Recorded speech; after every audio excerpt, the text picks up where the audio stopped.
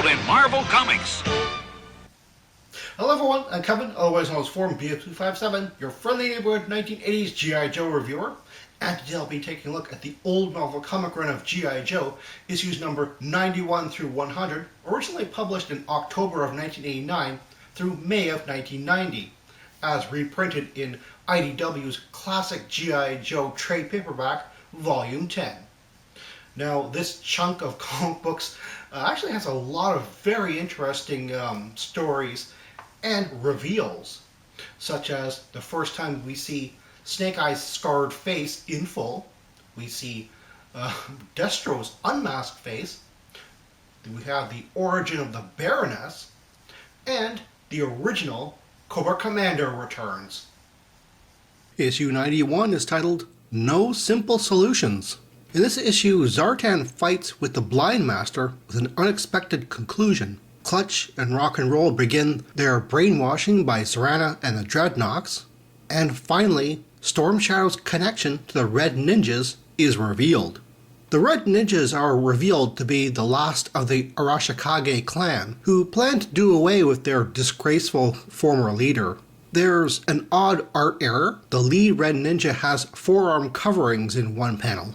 The scene where Storm Shadow falls through a waterfall and discovers the body of Fred, the Crimson Guard who died assaulting Snake Eyes' nearby cabin in issue 32, is creepy, but doubly so when you realize Fred collapsed in the middle of a field back then, meaning that the Soft Master had to have later carried his body there and written the epitaph on the wall instead of giving him a dignified burial.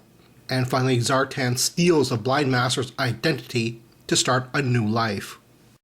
Issue 92 is titled Thunderclap. In this issue, the Joes mount a two-pronged rescue mission for the Joes and October Guard members, captured by El Jefe and the NABM in Special Missions number 26. Voltar continues his assault on Sierra Gordo, which may complicate matters. You'll notice on the cover all the trademarks. Thunderclap is trademarked, October Guard is trademarked, Beauty Pageant is trademarked. Wait, what?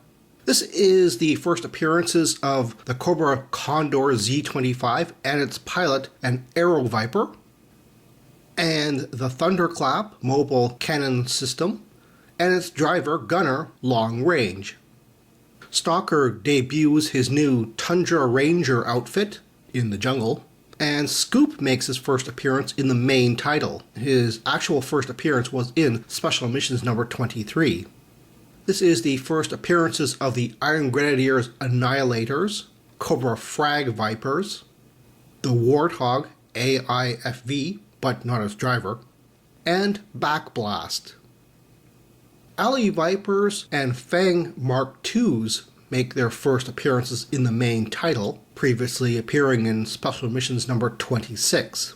This is the first appearance of the president of Punta del Mucosa, a friendly neighboring country of Sierra Gordo.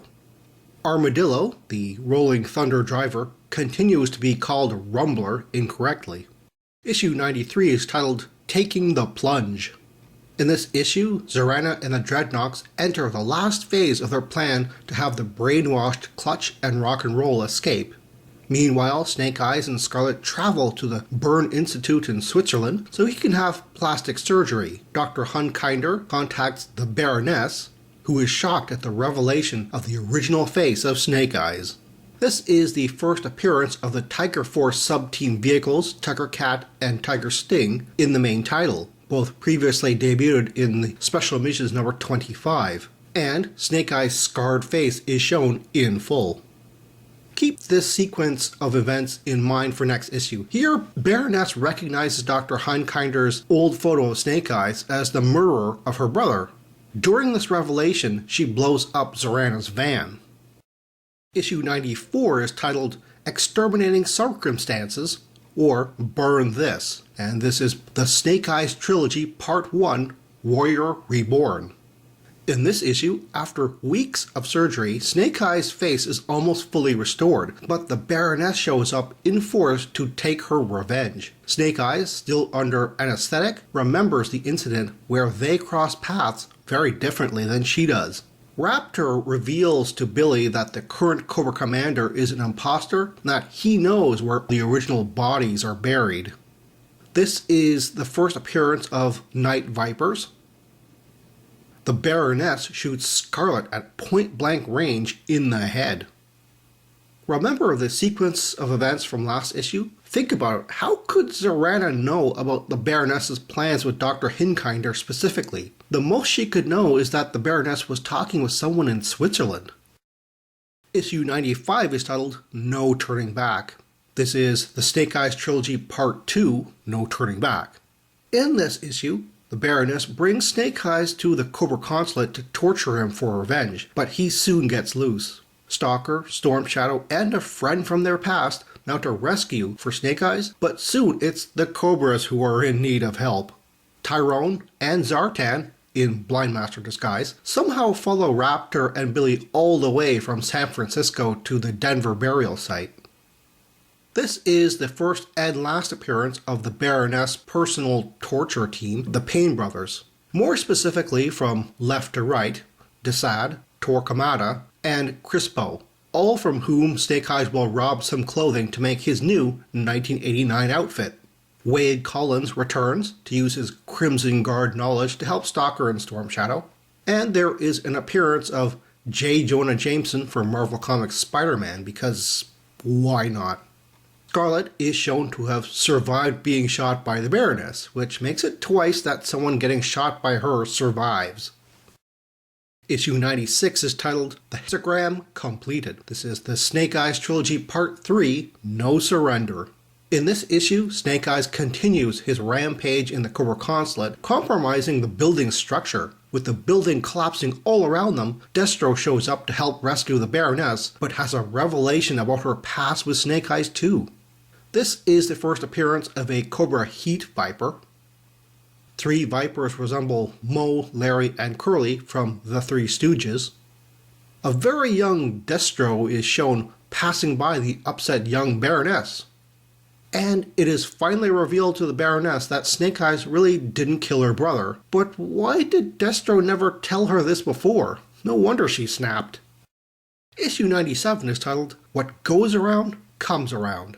In this issue, Clutch, Rock and Roll, and Chuckles follow Cobra leads to Canada to discover a warehouse full of new Terror Drone parts. Meanwhile, Billy, Tyrone, Raptor, Zartan, and Captain Min go to Cobra Island for some answers.